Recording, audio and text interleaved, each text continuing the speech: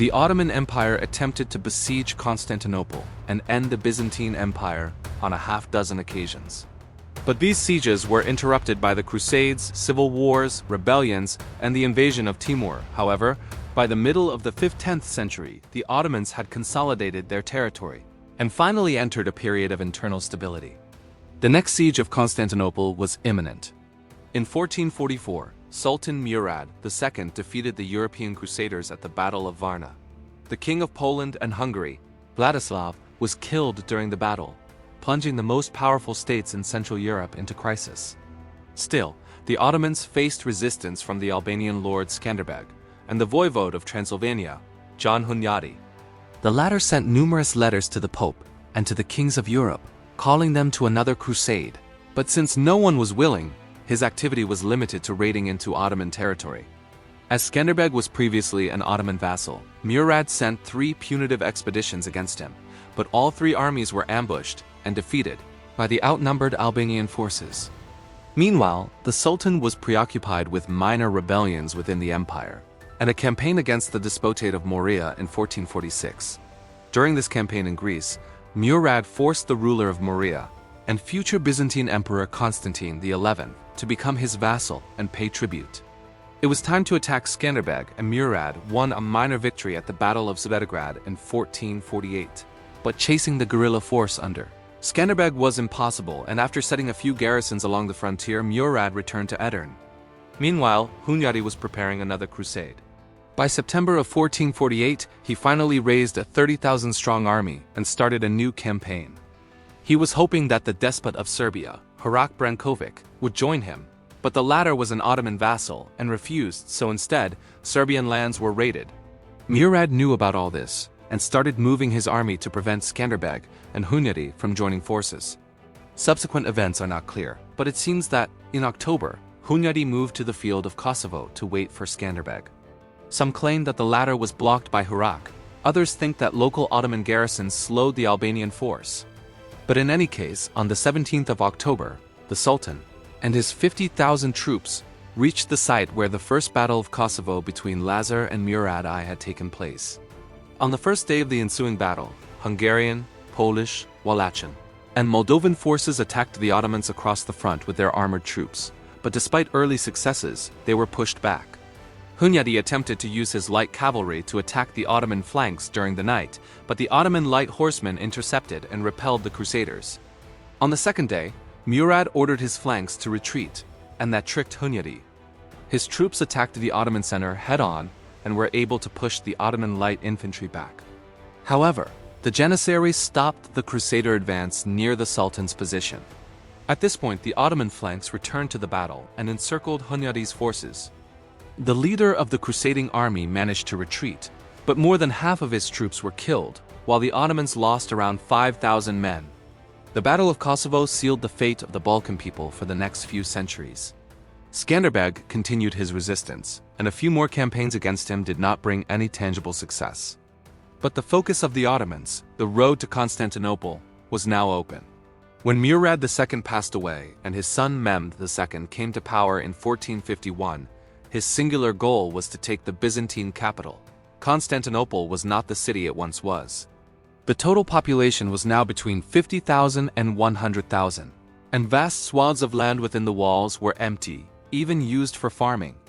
The Byzantine Emperor Constantine XI now controlled only a small territory along the coast and had to pay tribute to the Ottoman Sultan. Mehmed signed treaties with Venice, Genoa, and Hungary to ensure that they would not attack him. A new rebellion by the Karamanids allowed him to cross into Anatolia and consolidate his power in the region.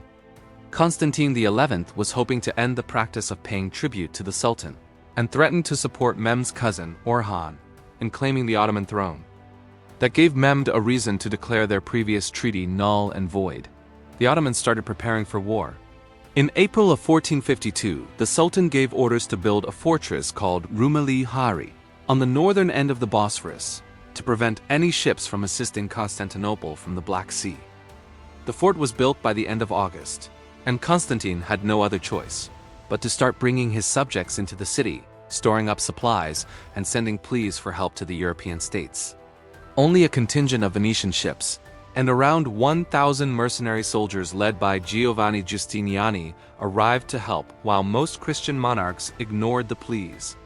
The Ottomans had more than 100,000 warriors, 69 cannons, and 126 ships under the overall command of Mehmed II, against 7,000 professional Byzantine troops, among them 500 Ottomans of Prince Orhan, and a dozen or so cannons and 26 ships. More than 30,000 locals were pressed into service. The Byzantine and Italian ships were better than their counterparts, while their guns were outdated. One of the Ottoman guns was particularly big, and would play an iconic role in the upcoming siege. Each section of the wall was commanded by one of the Italian commanders, with Giustiniani being the leader, while Constantine and his guard were in reserve in the Blasciani Palace. The defenders repaired the walls, and a chain was set across the Golden Horn to prevent the Ottomans from attacking the walls from the sea. The vanguard of the Ottoman army arrived at the walls of Constantinople on April 1, 1453, and began making camp the next day. The Sultan reached the city on the 5th of April and started preparing to besiege it. The giant Ottoman cannons were in place on the 6th and started blasting the Theodosian walls, but with little effect. The cannons were so massive they needed 3 hours to reload, and the Byzantines were able to repair the damage done to the walls. On the 7th, the Sultan ordered his light infantry and skirmishers to assault the walls, but the defenders easily repelled the Ottomans.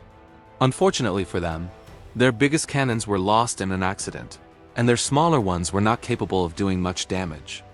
The Byzantines attempted a few sallies on the 8th and 9th, but no positive results were achieved. The Ottomans started battering the city walls on the 11th, and this bombardment continued until the very end of the siege. On the 17th and 18th, the Ottomans attempted night assaults, but the defenders held on. On the water, the Ottoman fleet was unable to penetrate the chain and move into the Golden Horn. On the contrary, a few Venetian ships arrived and joined the defenders on the 20th of April. The Sultan needed to employ a new strategy. He famously ordered his ships to be moved across land near the Genoese colony of Pera. The ships were then set to water in the Golden Horn, behind the chain. On April 28th, Constantine sent his fire ships to quickly get rid of this threat, but the defenders lost this battle. From now on, Constantine had to keep at least part of his troops on the northern wall, and that weakened his defenses elsewhere.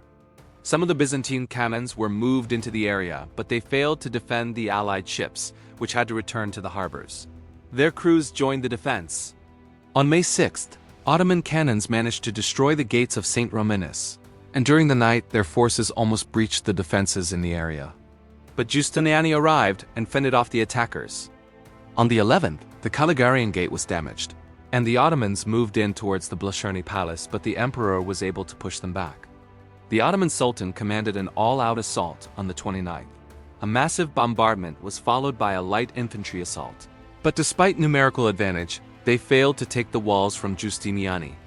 Mehmed's artillery destroyed part of the gates near the gates of St. Romanus, and 3,000 Janissaries were sent to attack this position. The Byzantines were able to defend once again, but the Janissaries took one of the towers and planted the Ottoman flag. At this point, Giustiniani was heavily wounded and carried away from the battlements. This was a massive blow to the morale of the defenders, and when a few hundred Janissaries entered the city near the gates of St. Romanus, the Byzantine defenses fell. Citizens and defenders attempted to board the ships and leave the city. Sources say that the emperor and his last guards attempted a desperate counterattack near the gates of St. Romanus, but he was killed. Thus, the last Roman emperor died alongside his empire. The fall of Constantinople was the event that marked the end of the medieval era, sparked the next phase of the Renaissance, started the ages of discovery and colonization, and also began centuries of wars between the European powers and the Ottoman Empire, the wars that we are planning to cover in the future.